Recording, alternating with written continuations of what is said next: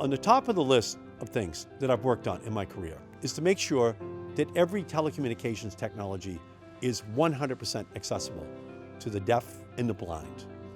And I began by making sure that when you look at a television, that the closed captioning that is on the bottom of that screen is something that is there not just for special programs, but for every program.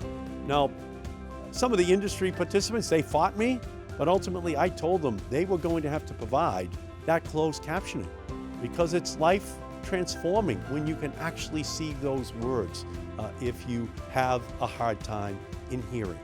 When we moved to the new generation of wireless technologies, it was obvious that that was going to be the on-ramp to the economy, the on-ramp to education, the on-ramp to equality in our society.